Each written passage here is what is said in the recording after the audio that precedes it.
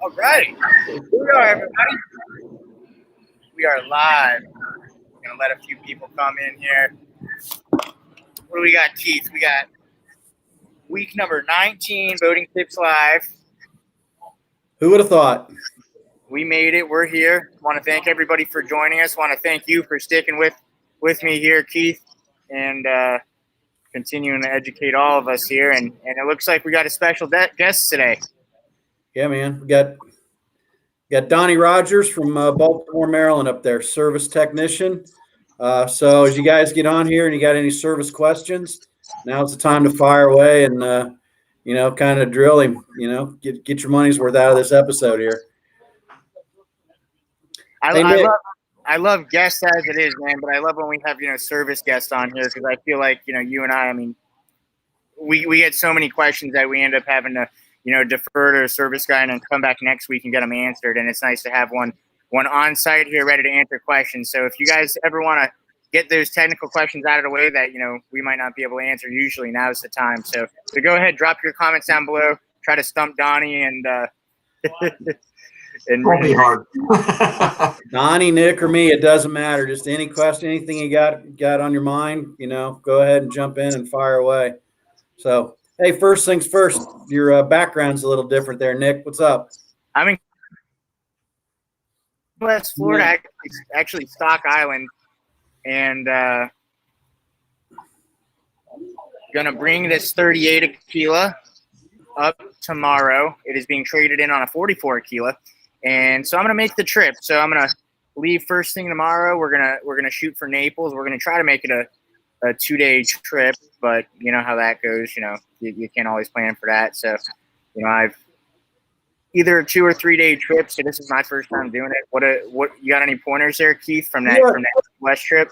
Yeah, you'll be able to do it in 2 days. So just you'll go out a Northwest channel right there, and then it's pretty much a straight beeline into Naples. Then once you're up in there, you got your choice. I'm sure you've already got a marina or something picked out. Yeah. But, and then this Hurricane Sally that came up, it's been tropical storm. I think it just turned into a hurricane. That's going to be far enough north of you. That's going to be hitting up in the Panhandle, I think, tomorrow. So, should be good. You'll have following Steve. Yeah, I mean, it's not too bad down here. I was a little concerned, when I left the airport this morning, flew in from Tampa, and it's actually really nice. So we've got a little bit of a south wind and not any hotter than it is in St. Pete. It's hot, but I mean, we're used to it by now. And it's nice to be back in Key West, man, with the clear water and stuff, and just it's a different world down here. The world moves a little slower down here. They're on Keys time, you know how it is. So yep. It's a nice little working vacation for me, and get to be on a sweet boat, and it's a great way to see the west coast of Florida. So looking forward to it. And if you guys want to, follow my trip, I'll be posting on Instagram, Facebook, all that good stuff. So if you guys want to tag along for the ride, you're more than welcome. You got any fishing rods on there? We do. The owner was telling me he trolled up quite a few mahi there the other week, so we'll see what happens. Coming across Florida Bay or whatever, might be a little shallow, but looking forward to it, man. Happy to be here. Cool. You any? All right, well, we got some questions coming in already, but before we get to those, so Donnie, can you tell us your background, a little bit about you, and Been working in the boating industry since 1986. Actually grew up in the boating industry. My father was managed the company that I originally started with, which was Gunpowder Cove Imperial Marine. We were taken over by MarineMax in 2004, and so November I think that I will be with MarineMax for 35 years. So, and that's including the time that we were with Gunpowder because we were acquisition. Did you just say 35? 35 years. So we're the same company for 35 years, basically. So love the industry. Grew up around boats, man.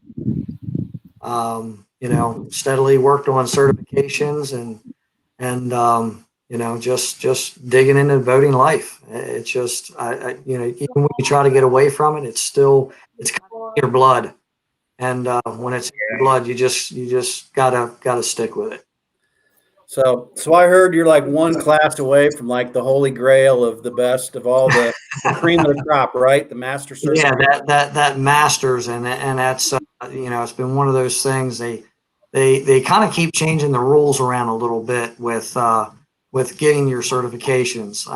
They've stuck me in what's the older school style of certification, which is you have to take you had to take a bunch of classes and then take a certification test, and still stuck in that. Well, they've completely changed that around, where basically now you just take the classes, you take a test, take the classes, and as soon as you finish certain classes and test, you're certified.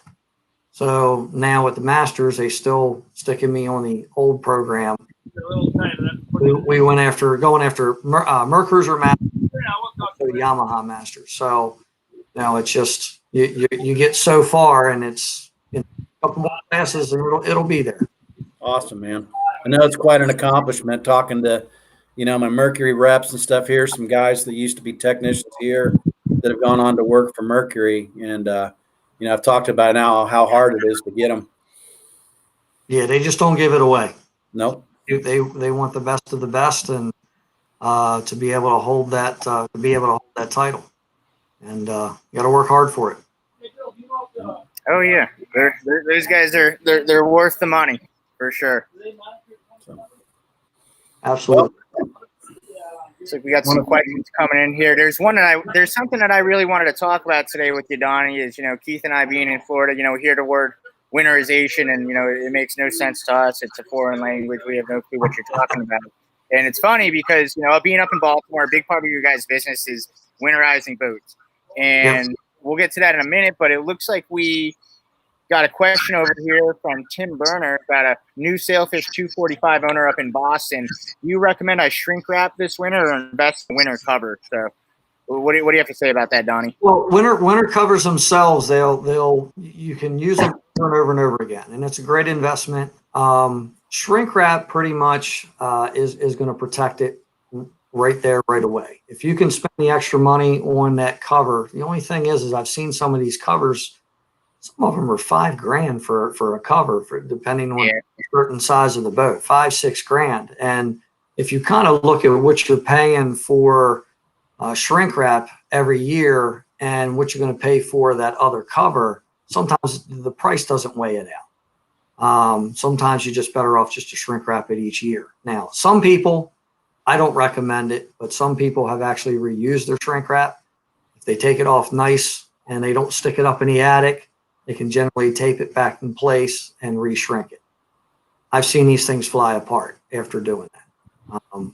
But like I said, it's just those regular canvas, those storage covers. They're nice, but sometimes they may. I mean, if you want to spend the money, yeah, you might be better off doing it. Shouldn't have any problem with toolbox today. Interesting. Well, that's all foreign language to me, so I think you hit the nail on the head there. So besides like the wrap and stuff like that, so what's involved in when you winterize a boat? So say somebody's down here in Florida or somebody lives up there that's going to travel up there, I mean, every once in a while, we'll have somebody here, we're going to send a boat up north and they want us to winterize a boat. And we're like, okay. Well, biggest thing is I mean, the reason why you're going to winterize it, you want to protect it from the elements. You want to make sure things don't freeze. Anything that's going to get stored for a long period of time, like your fuel, needs to be stabilized. There's a lot of things. Now, the whole process is this is also an opportunity to get your 100-hour services. There's 100-hour services are the services you do once a year or every 100 hours, whatever comes first. You're changing your lower unit oil, changing your regular oil, changing your fuel filters. Those things should actually be done during that time. Greasing the prop shaft.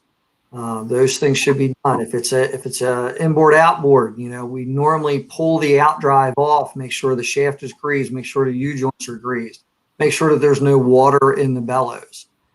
These are some of the things that we do as preventative maintenance. And if something needs to be repaired, it's a great time during the winter when it's off season to get the stuff fixed. That way, springtime, when you're ready, it's turn the key and go.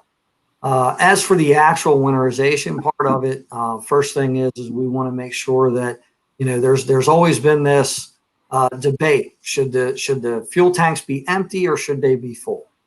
Biggest thing is for us, we've got ethanol fuel up here. It's literally destroyed a lot of fuel systems. And Yeah.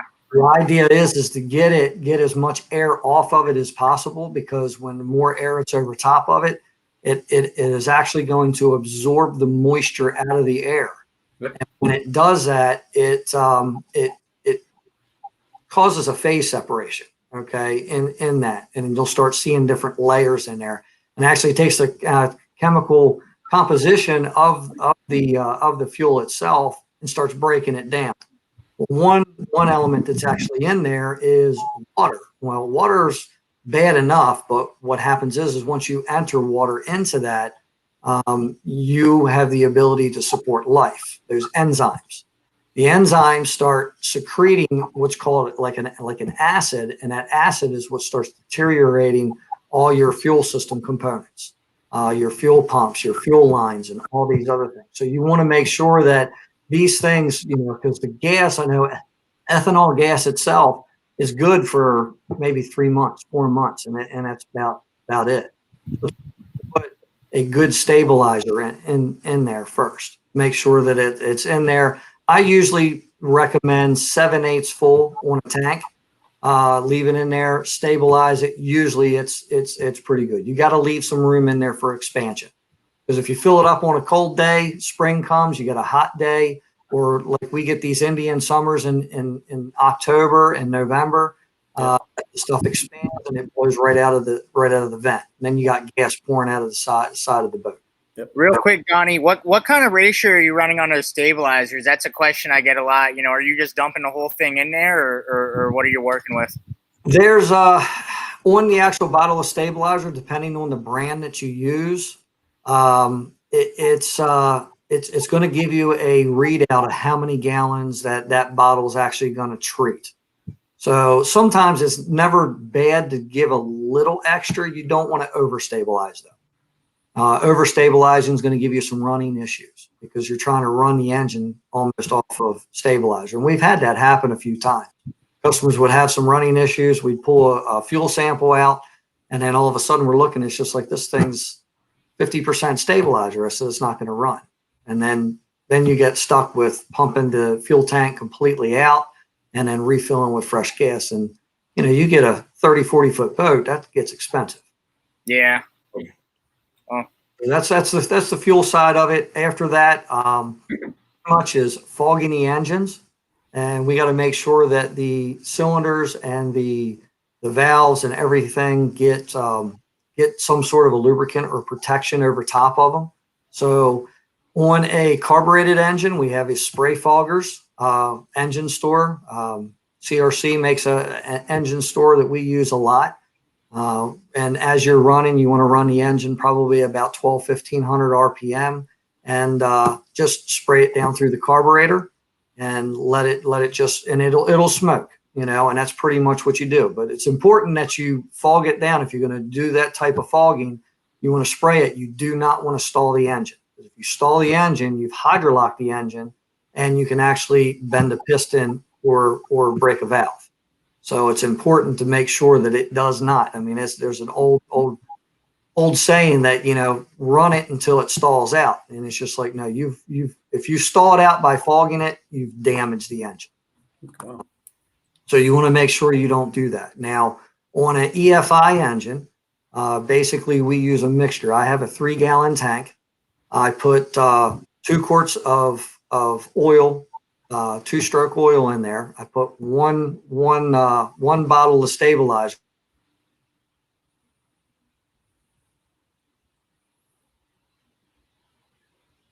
Uh-oh. And then we're going to try to guess what the third one is. And fill the rest up. Oh, Well, we'll get him back on here. Donnie, you he's there? back on. All right. We're there. We lost you, Donnie. We heard the first two out of the three of what's in your tank. What's the third one? Okay. You left us hanging. Okay. So basically that ratio there is what I do is put 2 quarts of two-stroke oil and one bottle of stabilizer, just a bottle. I guess it's a 12 or 16 ounce bottle of stabilizer in there, and fill the rest up with gas. And what you do is you hook that into the fuel line system, disconnect the fuel from the boat, hook it directly into the engine itself, and let it run for about 10 to 15 minutes. That'll coat everything there. Once you pretty much do that, then you're draining the engine block. If it's an IO inboard, you're draining the water out of the engine block. And when you're running it, you're actually pulling antifreeze back up through the system and getting antifreeze into the engine. Now, this is a propylene glycol antifreeze. This isn't an ethylene glycol. It's very important. You're not allowed to use ethylene glycol over top of water. It's not like it when you dump that stuff in the water at all. Propylene glycol is a water system antifreeze. It's you can drink it. It tastes nasty, but actually some people don't realize that it's actually an additive in a lot of the foods that we eat on a daily basis. So you put that in. Now that antifreeze, it will get to the point, it has a burst temperature. The stuff that we use is a -50. You got -50, you got -100. At minus, I think at -10, I think it will start to harden up, but it won't burst and expand like regular ice does until it gets to about -50. Wow. Interesting. Well, A lot of science on that. Who would have thought how complicated winterizing was? But bottom line is the object is to make sure your engines don't freeze, your water systems don't freeze. Basically, for water systems, we pump out all the water out of the water systems, out of the water heater, and we basically, well, there's 2 ways to do it. You can actually hook directly into the water pump itself and pump it directly into the system. You use less antifreeze that way, and we bypass the water heaters itself. And another way is for like a lot of the smaller boats that don't have hot water heaters, we'll just dump it straight into the water tank, maybe a gallon or 2, and then just run it through the system until it all comes out pink. And once it comes out a good solid color pink, then pretty much you're protected. Yeah. I tell you what, I think there's only one way to do it. Let's take it to MarineMax up there in Maryland, or any of your MarineMaxes up in the Northeast or where it's cold, and let the professionals take care of it. Come springtime, when you're ready to roll, you open that boat up and you go. You're not wondering all winter long, did I do this right or did I do it wrong? Or just move to Florida, right, Keith? There you go. That's right.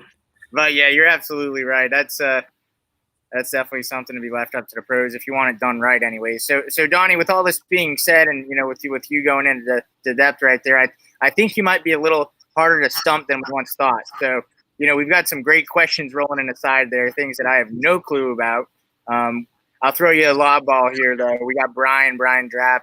Thanks for all the questions every single week, Brian. Brian's a religious viewer of ours, always brings some good questions to the table. So we got a question right off the get-go. How do you change lower unit oil and water pump? I'm assuming on an outboard engine. How often do you do it? How often? Well, generally, lower unit oil, same thing as it's changing. I always suggest every 100 hours, once a year. The reason why I say that, and especially in our area for changing that lower unit, let's just say that you picked up some fishing line around the prop shaft seal, and all of a sudden you're getting some water that's basically seeping inside of the lower unit. Well, you're not going to know that. So once it freezes, it can freeze and bust that lower unit housing.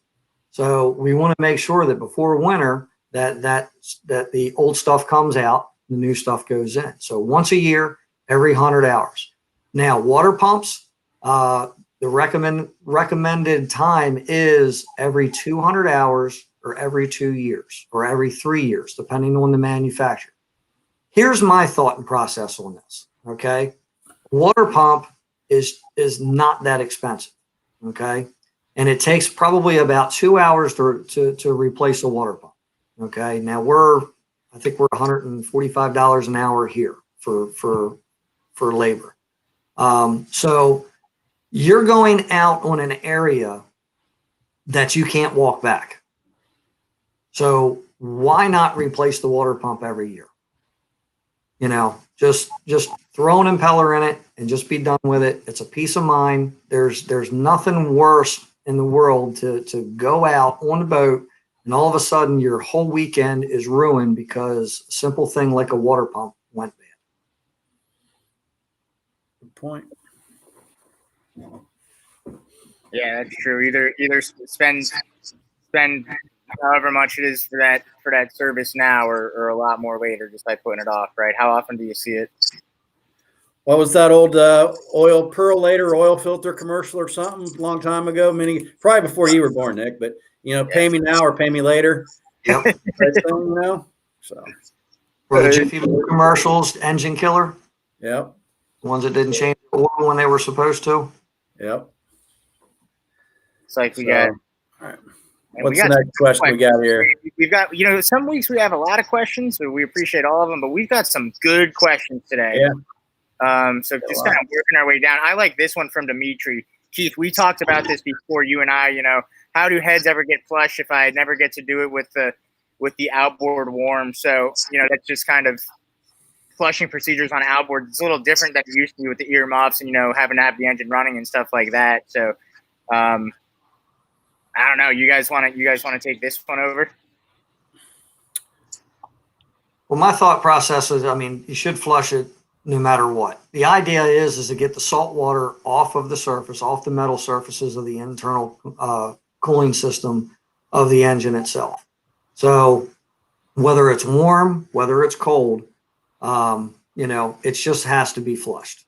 If it stays wet, if that salt has a time to actually dry on there, then it's going to make it a lot harder for it to get flushed and get it cleaned off it. So my suggestion is that when you bring the boat in, whether you're putting it up on your lift or you're putting it up on a trailer or whatever, as soon as you get it home, run the flusher through it. You can start it up, put it on the muffs, but I know with Mercury and with Yamaha and a lot of the other manufacturers, they have a flush there. You just hook it up, what we call static flush, which is basically not running the engine. And I know the attachment on the side of most of the Mercuries and on the side of most of the Yamahas. Basically, you're just going to hook it to a garden hose and let it run. Right. And it is designed to go to the top of the power head and all the way down and flush everything completely out. Yep. And that's the way Mercury recommends it too. So, you got to be careful if you got some of these bigger Verados and you want to go and stick flush ears on it.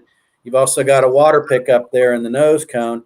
So that's a whole other attachment you've got to get to put on there and get water flowing in there so you're not sucking air up. So like Donnie said, it's right there, black and white in the owner's manual. Open the valve up, put your hose on, turn the water on, and let it flow for 10 minutes. Do not start the engine. Just let the water push through there and displace that salt water. Not to get too in depth, but is there any upside to, flushing like a Verado or something like that out with ears or with muff?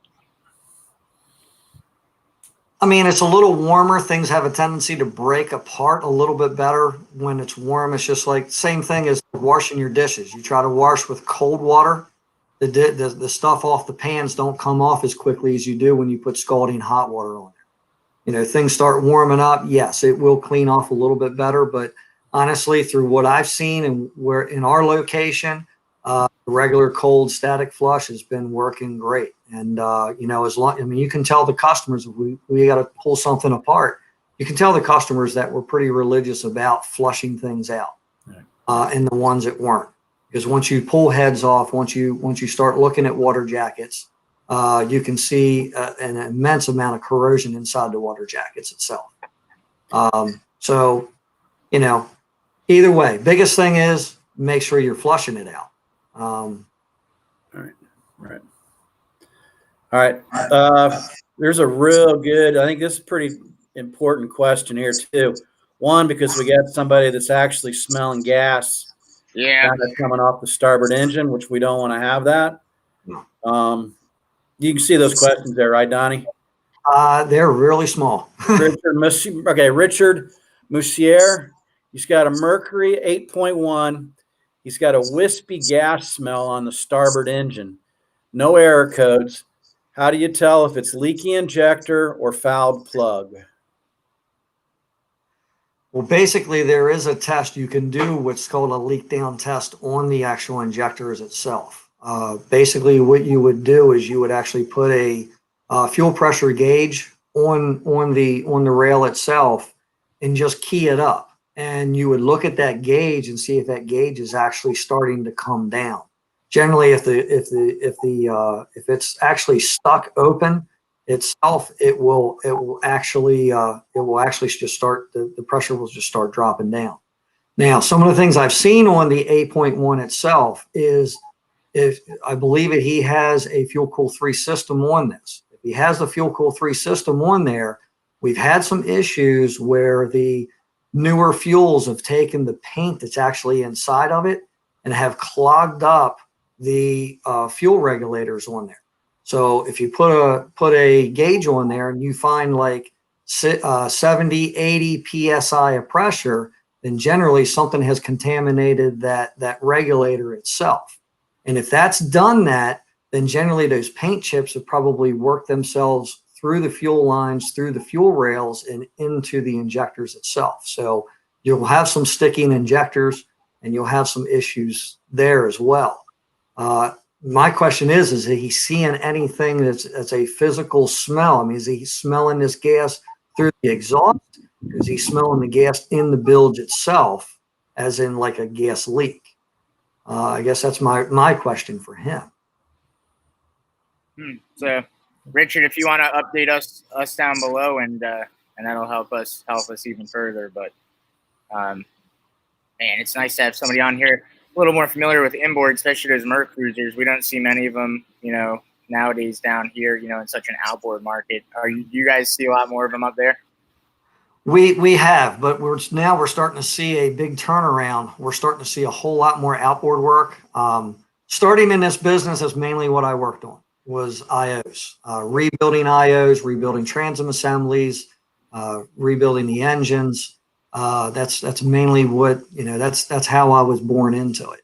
And it wasn't until I would say probably about 12 years ago that we started seeing a huge influx of outboards, mainly because the 4-stroke market was starting to come in a lot heavier. Right. Now, I would say probably 85% of what we sell here for sport boats is probably outboards. So we're seeing a whole lot more. Us too. Yep. I can tell you, they're a lot easier to work on. That's another advantage. I mean, from the sales standpoint that I'm in, we get people all the time asking me the question, well, why should we go outboard? Because I get it, with the inboard, you got to cleaner look off the back of the boat. You're not looking at the engine, but that is just one of a few advantages, especially in the salt water, just easy to work on. You're not down in a bilge anywhere. Well, I tell people, I said, if you're deciding between an IO and an outboard, it all depends on how much you want to use that swim platform. If you want the wide open swim platform, and I know Sea Ray, they made some great designs in their swim platforms, and to be able to swim off of them and basically live off that platform for a day. If you really want that platform, then go with an IO. If you want a little bit more speed, a little bit more power, something that's a little bit easier to handle, I love all the new outboards that are coming out today. So I just, you start getting into an area where it's shallower water and you got to go into some shallower areas. Yeah. An outboard. You're going to gain a lot of storage area too with the outboards. Yes. That's a good point, Keith. Yeah. Good point. So that being said, you guys want to move on to some more questions or what? Yeah, We got some good questions today, guys. And I don't know. We haven't stumped Donnie yet, so I guess we'll see if we can do that. All right, we got Tune Tube. This must be a YouTube comment here.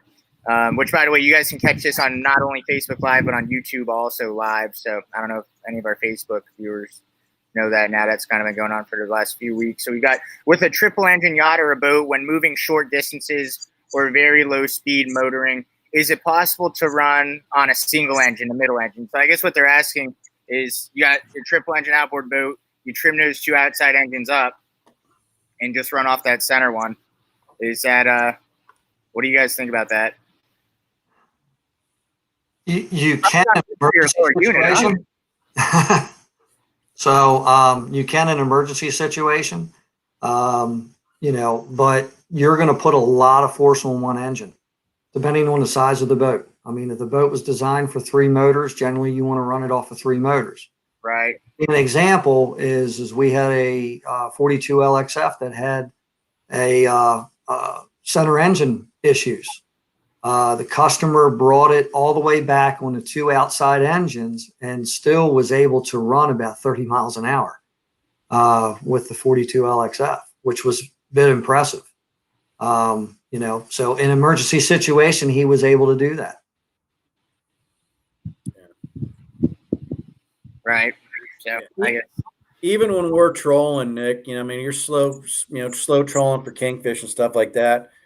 We'll just, you know, keep the engines in the water, right? I mean, if you are just using one or bumping one into gear, but you still got the other ones keyed up, and that way all your vessel view display is still going to come up, your Mercury stuff and all that. So like the joystick piloting stuff, you turn off that starboard engine, you're going to lose all that. I believe. I mean, that's the master, you know, one there. Yeah, you'll lose data. Yeah, I mean, I guess it's not the end of the world. Like, I mean, when we're kingfishing, we're bumping one and the other in and out of gear. But I mean, I would never, unless it was an emergency, you know, rev it up to any RPMs or anything, you know, try to get on plane or something, you know, or push one engine. Because I mean, you can tell when you're working it hard, you know, especially, you know, like we're talking in this scenario where you've got your two outside engines trimmed up and just your center one just revved up all the way. It's not designed for that, like Donnie was saying. Yeah. All right. So to the next question, Dawn Forlini here. She goes, I'm taking a women all water class in October, but is there somewhere to learn more about boat tune-ups? I'd love to learn how to do it myself, or perhaps where's a good place to go? If so, what is a fair price to pay for a tune-up and how often? It's worth spending the money. What's that? I mean, I'd say it's definitely worth spending the money at MarineMax, you know, as far as, you know, having it done right. But I mean, I don't know. Are we talking about tune-ups or servicing? What do you think here, Donnie? I mean, it's just, the question is she planning it? She just wants to do her own tune-up, or do we, or is she looking for what the price of a tune-up? The other question is what engine? What's it cost? You're talking probably with parts, labor. We're $145 an hour. You're talking, let's just say an outboard. You're talking relatively with test run and making sure all the adjustments are done. You're talking probably about 2 hours for that. Parts, plugs. Some of the plugs are close to $20 a piece. So, I mean, you can do the math. For $20 a piece times 6 for a Verado. Plus you have some fuel filters that you got to change out as well. So, I mean, you're talking about probably about another 60, 70 bucks there. Yeah. I mean, like you said earlier, either pay it now or pay it later, right? Plus you want to get the maximum out of your boat too. I mean, you don't want to be running around, you know, getting 80, 90% of what your boat can do. Yeah, and it's all. Well, the other thing is too is that if the engines aren't properly tuned, you can actually damage the engines.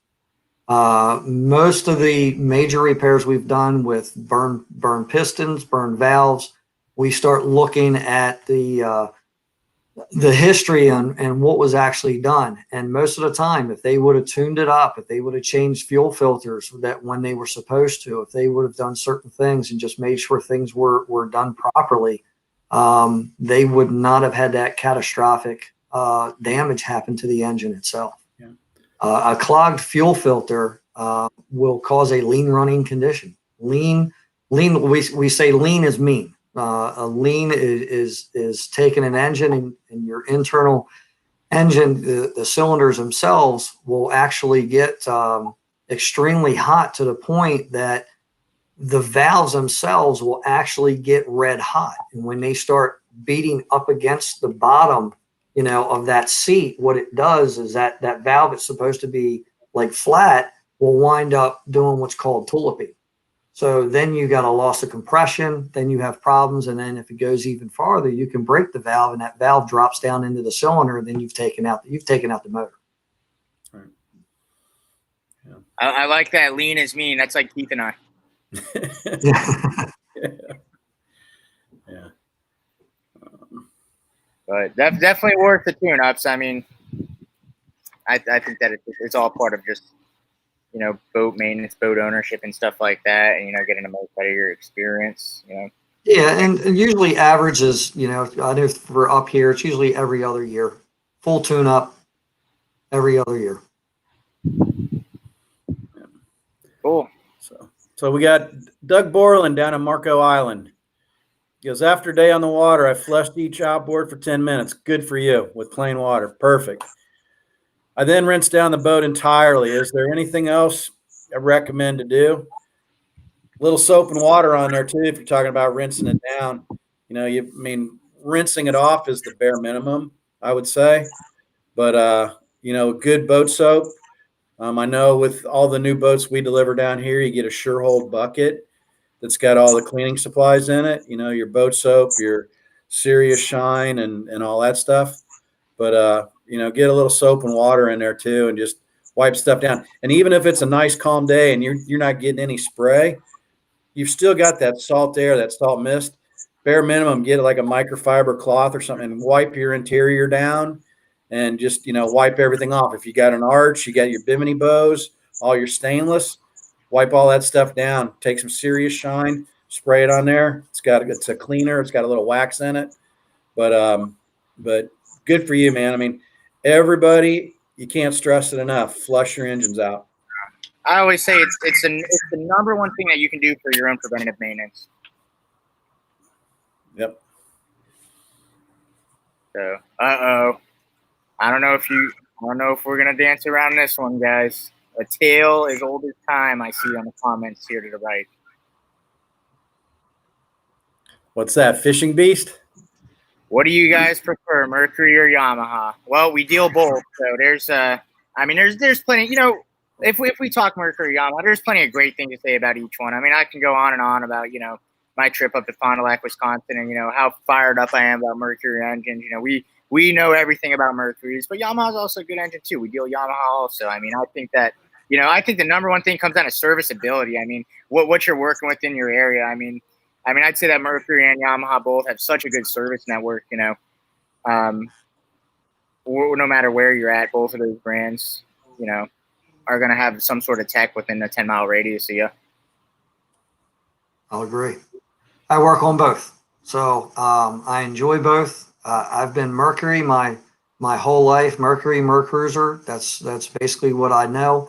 When we took on Scout in 2013, they put Yamahas on it. And I'll be honest with you, I was very upset because we started putting Yamahas on. Needless to say, through the years, I have found out that Yamaha is a very reliable engine.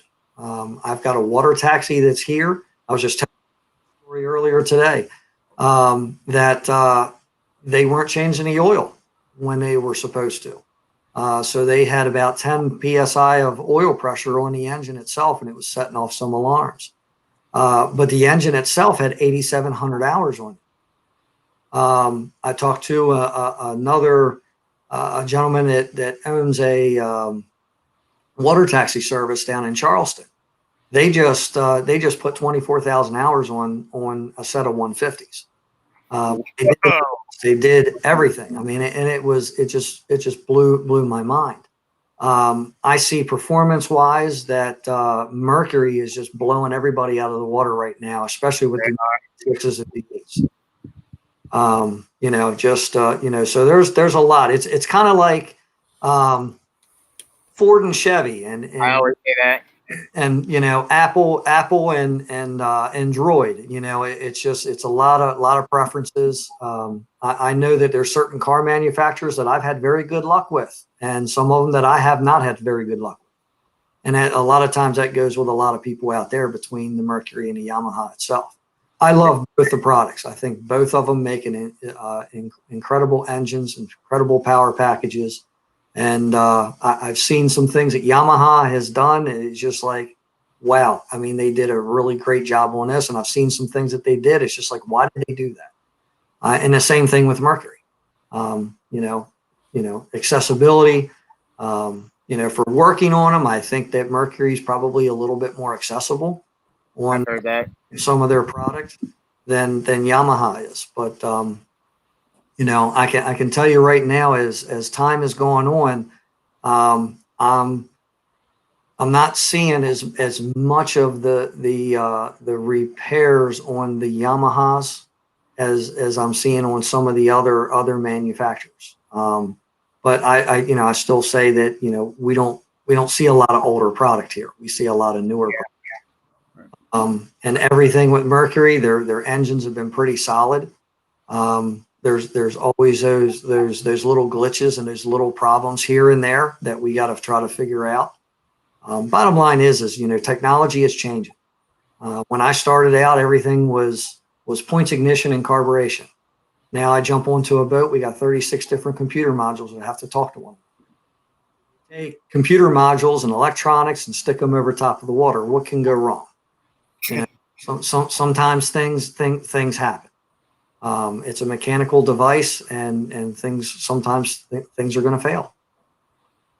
But I mean, what a time to be alive in the industry, especially when we're talking outboards, like we hit on earlier. I mean, it's like you're almost seeing like a great horsepower race, like you're talking like muscle cars even. It's like, what's next? I mean, you had Yamaha come out with their 425 XTO a couple years ago, big boat engine, and then Mercury, comes back with a 450R. We've got, that V8 block that we came to know and love. They put a supercharger on it. I mean, it is an exciting time for these big outboards, isn't it? Yes, it is. Yes, it is. And we're starting to see a lot bigger boats now have 4 and 5 outboards on the back of them now, which you didn't see that. I saw one running down a river one day, had six 450s on the back of it. So, it's just a whole lot more maintenance. Wow. We got a whole bunch of questions to get to here, or try to. Looks like we got another one. Oh, this is an easy one from Maro. How do you put fenders on a rail? I always struggle with it. Keith, you got a certain knot you use? That's a Clove hitch. So go to MarineMax's. I'm on my boating tips videos. I show you there's a video in there. I'll show you how to do that. There's several different websites, or just type in Clove hitch, and it'll show you how to do that. It's a real easy knot, real quick. Ferdy Marino asked a question, and he got a good question mark here for a follow-up. He goes, how high should I trim my engine if I have a 420 with trip 400 Verados? Because sometimes I get notifications that it's too high on my vessel view. Yeah. I would guess one of two things is really the only time I've seen a notification come up on a vessel view is if you've trimmed up I don't know if he's on the joystick. If he's using the joystick and you trim up a little bit, and the computer wants those engines to be lower, you'll get a notification that says, hey, the engines are trimmed up above the optimum thing. Or, Donnie, I think it might just be a calibration issue, right? You can go in there and set the trim limits kind of on that vessel view. But, I mean, if he's trimming up and he's not chirping them, or it's not cavitating or blowing out, I wouldn't, think he'd have any kind of issue of being trimmed up too high. No, I mean, biggest thing is if he's looking at that 420, sometimes if it is trimmed up too high, it may cavitate, and the water pumps themselves will start sucking air rather than sucking the water that it needs. On those outboards, there is a trim limit. It is programmed. You have full range to be able to run it up and run it down, but but there is a slight trim limit on that. Basically say, hey, you know what, you're way, way, way high here. And, you know, you might start having some issues where it's going to start sucking in some air itself. Okay. Cool. All right. Here's a good one here from Doug. Doug's a good viewer of ours here. Can you cover the process for 1 year or 100-hour service? What is service and change? So let's add on to this here while we got John here, Donnie, and Keith, you too. I mean, you used to see 20-hour services done or recommended. You're not seeing that anymore either. So your 100-hour service, generally speaking, is your first scheduled maintenance. So I guess what's that look like? I mean, basically a 100-hour service is engine oil change, lower unit oil change, greasing a prop shaft, or if we're talking outboards, greasing the prop shaft itself, changing fuel filters, and then just going over the whole system and just making sure everything is good to go. Your belts, your hoses, everything looks like it's in good condition. Spraying it down with like a CRC, the power head itself to protect it from any kind of corrosion, salt, and everything. That's pretty much what we do with them. All right. Here's another really good question. So Stephen Kelly purchased our first boat last year. It's an 06 320 Dancer with 540 hours on the engines. It's been a great first season, but the other day we had some strange noises. Just found out we have rust on 2 of our port engine plugs and water in the cylinders. Not good news, and most likely the manifolds. What are the chances the starboard engine may be having the same issues? Soon, haven't pulled them yet. Concerned. I need 2 engines, but no signs of a problem. Manifolds themselves in this area between 7 and 10 years, the manifolds are pretty much done. Most of them are. When they came out with a dry joint manifold, they last a little bit longer, probably about another 3, 4, or 5 years. And what that is that where the water jacket and the exhaust port come together, they've actually separated it out a whole lot more away from it. That way you didn't have that corrosion that was actually coming in toward that water jacket area there. Manifolds itself, if you got one engine where the manifolds are going bad, my suggestion is do both engines. Because if the one's gone, you're talking about 2 engines the same age, pretty much you got a lot of corrosion on the one for the manifolds itself, and you might want to go ahead and just do the other ones as well. Let's see. I'm surprised there you said 7 to 10 years. So I'm pretty sure down here it's probably half that.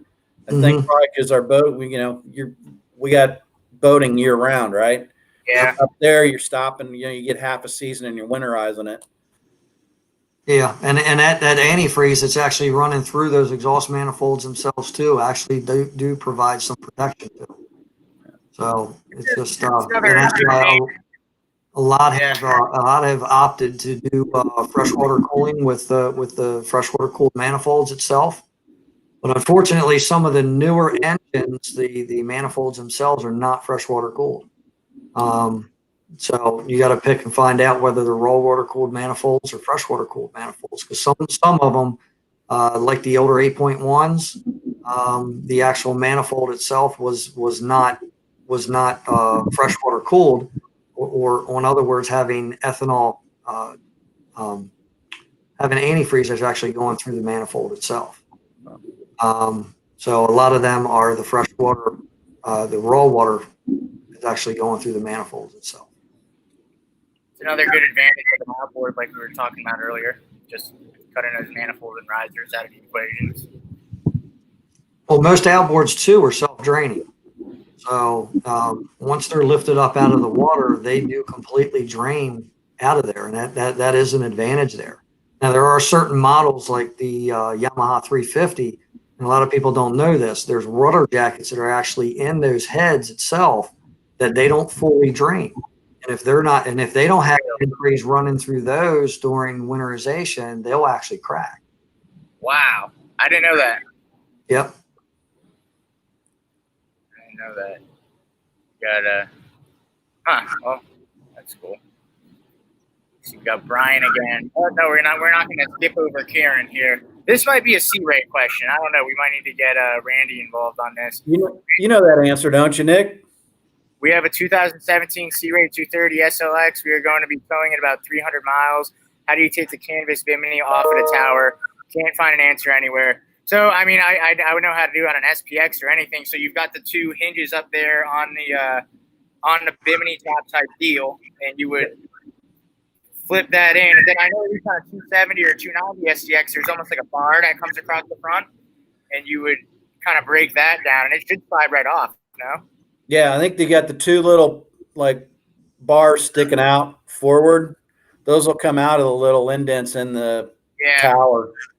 So, and then you got to do the little twists to knock the ball out of the socket on the bimini frame. But if you push the little pin over, turn it around 180 degrees, it'll be like a little cup. And then that little ball, it's like a ball on a socket. You'll be able to pop it out of there and release it out of those clips on the side. That'll give you the slack to push it forward and then take the bow off of there. Definitely do that though. I for highway transportation, I learned that lesson the hard way. Got Brian here. Got a good question, outboard question. I'm assuming. How does the clean water get past the thermostats? How's that work? Clean water get past the thermostats? When you're flushing an engine, I'm assuming. Basically, most of it depending on the engine itself. Basically, what you're going to do is the hoses are actually going towards the top of the power head, so it will actually flush through there. There is in every thermostat housing, there is what we call a weep hole in there. It has to have it. If it doesn't have it, and it will actually overheat. What will happen is it will start raising in temperature about 200 degrees, and then all of a sudden the thermostat will open up, and then it'll drop down to about 130 degrees. We had some of these issues on some early model 350 Verados. It was the same thing.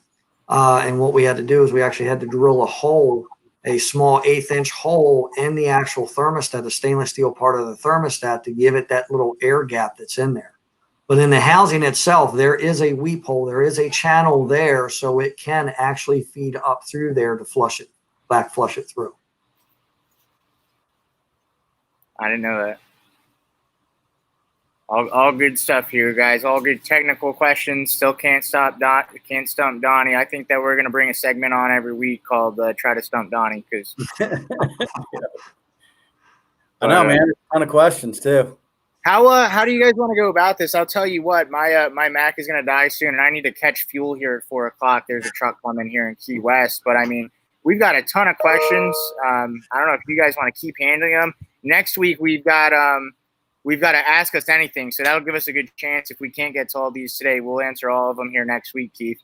We can ask us anything, and then I don't know. I mean, his schedule's tight and stuff like that, but I mean, that's for behind the scenes or something. But I don't know if Donnie can get back on, or we can just go through these ourselves.